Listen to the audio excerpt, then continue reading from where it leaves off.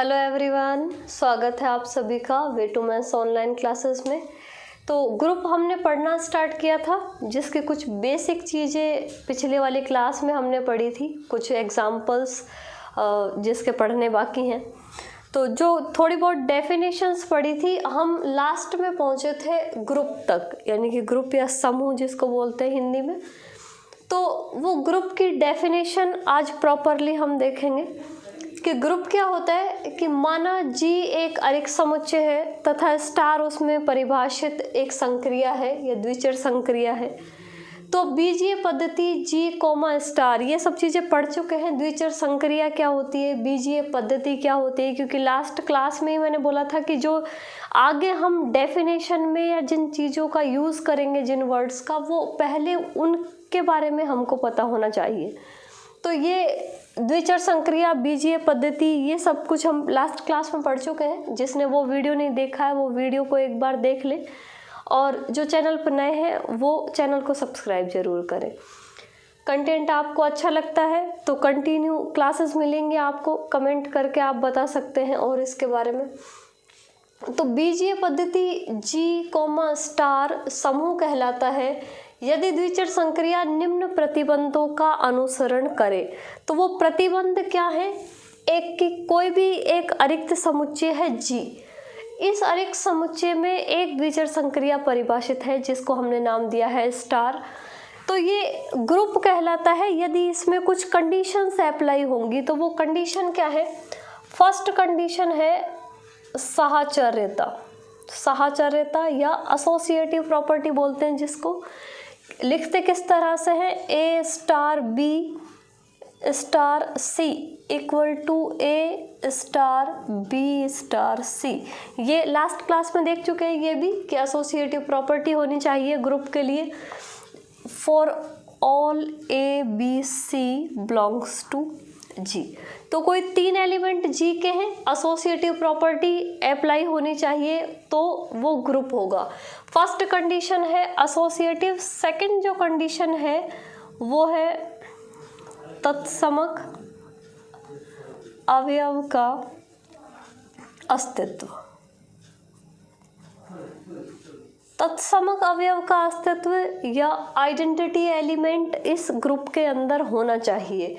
Identity element भी हम पढ़ चुके हैं कि आइडेंटिटी एलिमेंट क्या होता है कि अगर उसको किसी भी एलिमेंट के साथ उसका ऑपरेशन हम लगाते हैं या संक्रिया उस पर अप्लाई करते हैं, कि जैसे ये कोई एलिमेंट है ए जो इस ग्रुप का है, इसमें अगर हम किसी एलिमेंट के साथ इसकी संक्रिया कराते हैं तो वापस से वही एलिमेंट आ जाता है।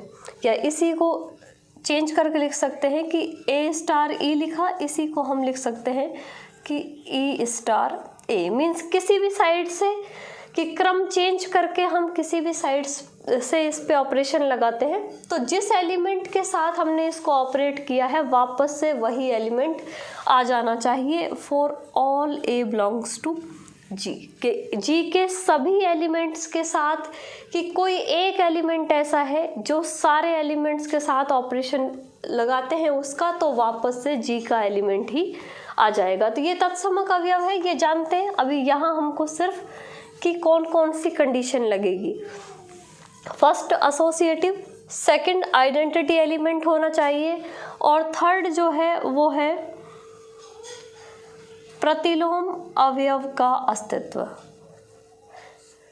प्रतिलोम अवयव का अस्तित्व यानी कि जैसे आइडेंटिटी एलिमेंट इस ग्रुप के अंदर होना चाहिए, एग्जिस्ट करना चाहिए, वैसे ही इनवर्स एलिमेंट भी इस ग्रुप के अंदर एग्जिस्ट करना चाहिए। इसको लिखने का तरीका क्या है कि अगर कोई एलिमेंट है ए और उसका इनवर्स एलिमेंट है बी, तो इन दोनों के ऑपरेशन पे हमको मिलता है आइडेंटिटी एलिमेंट।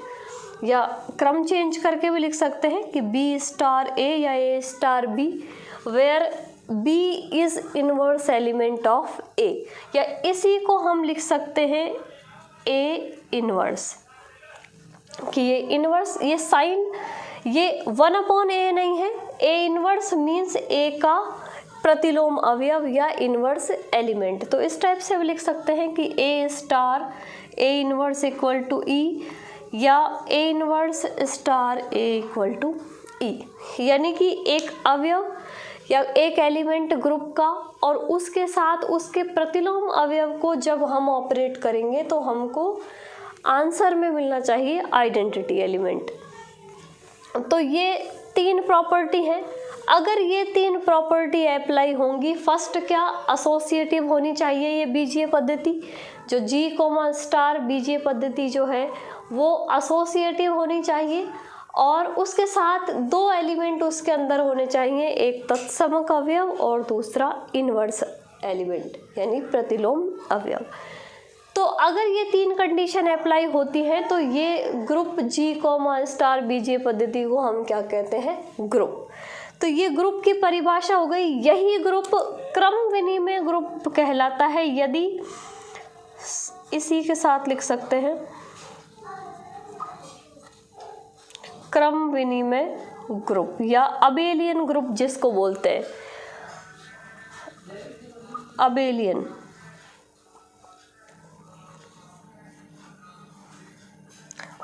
ग्रुप भी बोलते हैं इसको। तो क्रम विनिमय ग्रुप तक तो ये वाली प्रॉपर्टी ही 3 कि सहचर्यता, तत्समक अवयव और प्रतिलोम अवयव, ये 3 प्रॉपर्टी तो होंगी ही होंगी। यही ग्रुप क्रम विनिमय ग्रुप कहलाएगा यदि इसमें क्रम विनिमय वाली प्रॉपर्टी अप्लाई हो जाए। क्रम विनिमय यानी A स्टार B बराबर B स्टार A, कि अगर ये क्रम विनिमय ग्रुप कहलाता है कब, जब इसमें क्रम विनिमयता वाली प्रॉपर्टी अप्लाई होगी। तो अगर ये एक प्रॉपर्टी और अप्लाई होती है ग्रुप के अंदर तो उसी ग्रुप को हम नाम देते हैं अबेलियन ग्रुप। ठीक है, तो ये तो हो गया ग्रुप की डेफिनेशन जो हमने हमारा जो फर्स्ट जो टॉपिक है हमारे सिलेबस का कि definitions and examples of group. तो ये डेफिनेशन है। अब हम इसके एग्जांपल्स पढ़ेंगे, पहले इसको नोट कर लें एक बार।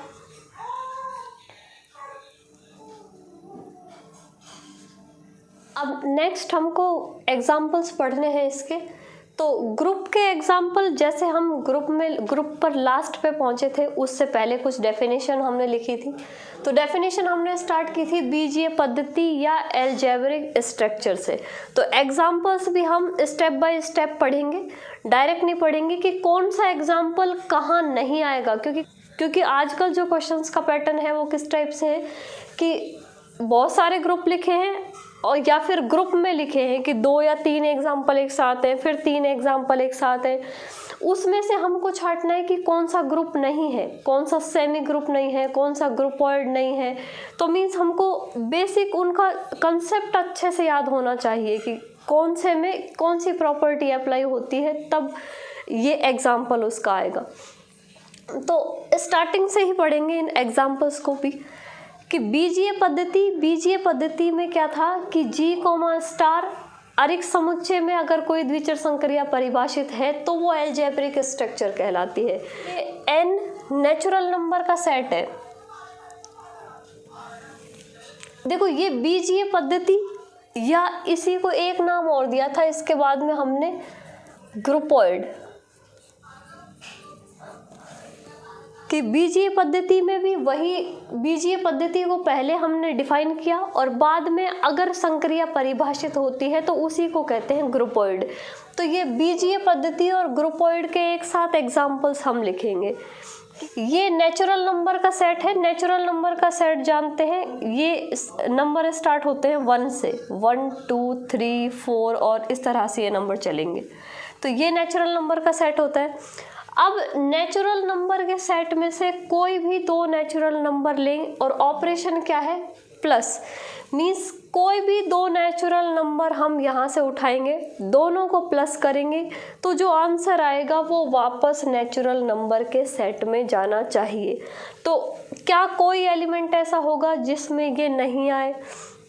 हम नेचुरल नंबर के सेट में कहीं से भी 2 एलिमेंट उठाएंगे, दोनों को प्लस करेंगे तो वापस से क्या आएगा, वो नेचुरल नंबर ही आएगा। क्योंकि भाई यहाँ से स्टार्ट कर लो, मान लो कि सबसे छोटे दो एलिमेंट जोड़ेंगे तो बाद में आंसर तो उससे कुछ बड़ा ही आएगा, क्योंकि जोड़ रहे हम, जोड़ेंगे तो आंसर कुछ बड़ा आएगा और वो बड़ा नंबर हमको इस सेट के अंदर मिल जाएगा। इसलिए ये नेचुरल नंबर का सेट प्लस ऑपरेशन के साथ में ये बीजीय पद्धति या ग्रुपॉइड बनाता है।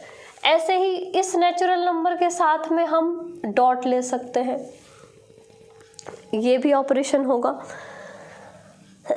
इसके साथ इंटीजर्स का सेट, इंटीजर्स क्या होते हैं, जानते हैं कि यहाँ इसमें प्लस वाले नंबर्स भी और माइनस वाले नंबर्स भी, सारे नंबर्स होते हैं। तो इंटीजर्स के सेट में भी प्लस ऑपरेशन, नेचुरल नंबर के सेट में मल्टीप्लिकेशन। अब कोई भी दो नेचुरल नंबर हम मल्टीप्लाई करेंगे तो वापस नेचुरल नंबर आएगा, इसलिए ये सेट इसका एग्जाम्पल है। इंटीजर्स का सेट, इंटीजर्स को कोई भी दो इंटीजर हम ऐड करेंगे तो वापस से क्या आएगा, इन्हीं में से कहीं ना कहीं आंसर मिलेगा, इंटीजर ही आएगा। और कोई भी दो इंटीजर हम मल्टीप्लाई करेंगे तो वो भी इसी के अंदर आएगा। इस तरह से ये r comma plus, r comma dot और जो बाकी एग्जाम्पल है, इस तरह से लगभग सभी जो ये स्टैंडर्ड सेट है वो सारे प्लस ऑपरेशन में और डॉट ऑपरेशन में ये सारे के सारे ही क्या होते हैं, i माइनस भी इसी के अंदर आएगा, क्योंकि इंटीजर्स में से कोई भी दो इंटीजर हम आपस में घटाएंगे तो भी हमको इंटीजर ही मिलेगा। तो इंटीजर्स के साथ तो ये माइनस वाला ऑपरेशन भी सेटिस्फाई होता है यहाँ पे। तो ये एग्जाम्पल हो गए किसके, बीजीय पद्धति के और ग्रुपॉइड के। अब देखो नेक्स्ट हमने लिखा था लूप। तो ये example n comma plus, n comma dot, i plus, i dot, i minus, r plus, r dot, r minus. तो ये सारे के सारे लगभग जितने भी स्टैंडर्ड सेट के साथ में ऑपरेशन आते हैं, यहाँ पे माइनस वाला नहीं आएगा।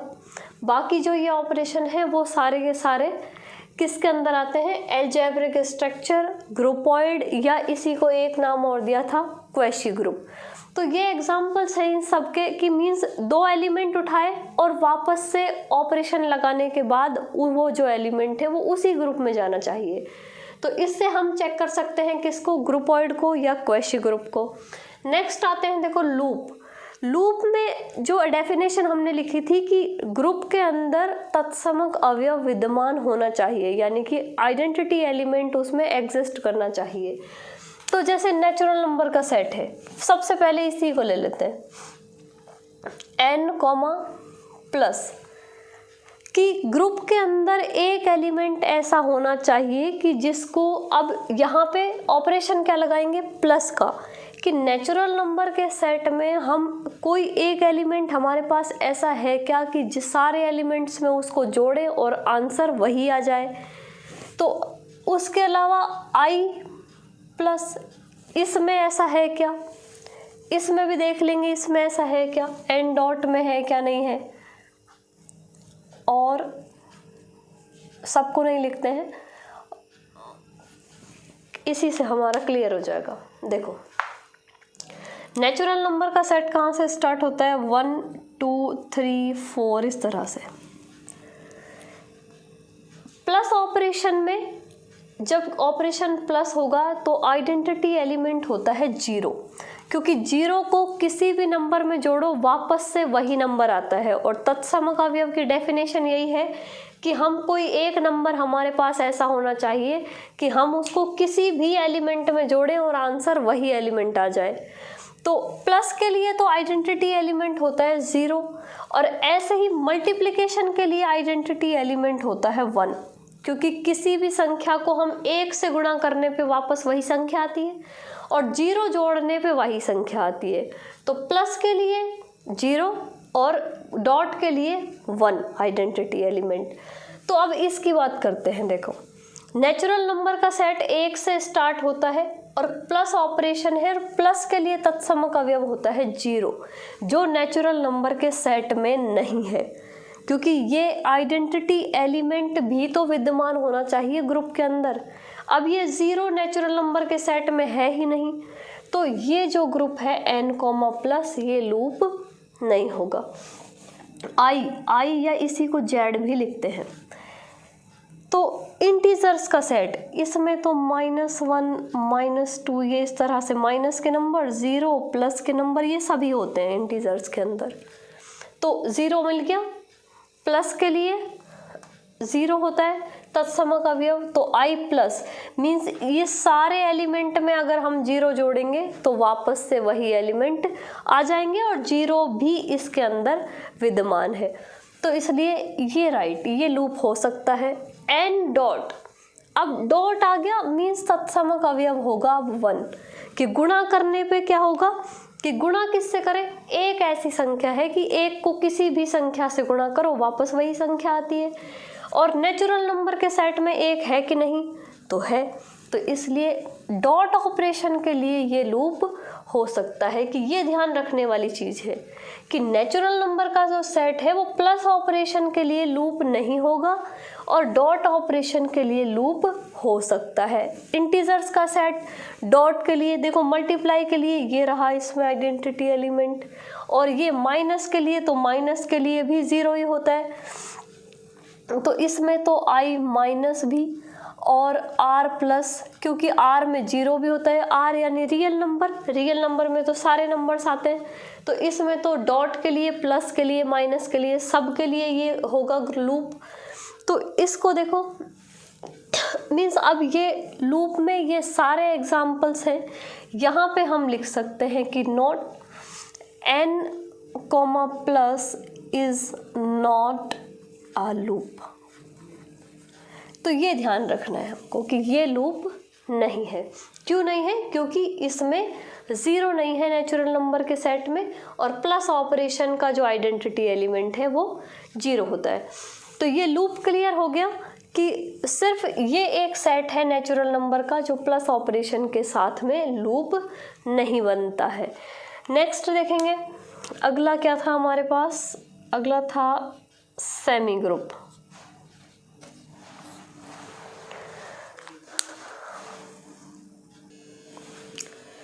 तो सेमी ग्रुप को लेंगे। सेमी ग्रुप की डेफिनेशन में हमने लिखा था कि सेमी ग्रुप कोई भी बीजीय पद्धति G, स्टार सेमी ग्रुप कहलाती है यदि उसमें एसोसिएटिव प्रॉपर्टी या साहचर्यता लागू होनी चाहिए। तो साहचर्यता लागू होगी तब वो ग्रुप सेमी ग्रुप बनेगा। तो साहचर्यता होती क्या है, अभी हमने थोड़ी देर पहले ही साहचर्यता को लिखा था कि क्या होती है, यहीं पे लिखते हैं देखो, कि एक प्रॉपर्टी होती है A star B star C। पहले किसी भी 2 एलिमेंट में लागू कर लेंगे इसको, और बाद में ये इस तरह से भी अप्लाई होनी चाहिए। तो ये एसोसिएटिव प्रॉपर्टी होती है कि 3 एलिमेंट है, एक क्रम में लिखे हुए हैं, लेकिन तीनों में ऑपरेशन एक बार स्टार्टिंग के 2 में, एक बार लास्ट के 2 में। तो इस तरह से ये ऑपरेशन अगर हम लगाएंगे और आंसर बराबर आता है तो ये प्रॉपर्टी होती है एसोसिएटिव।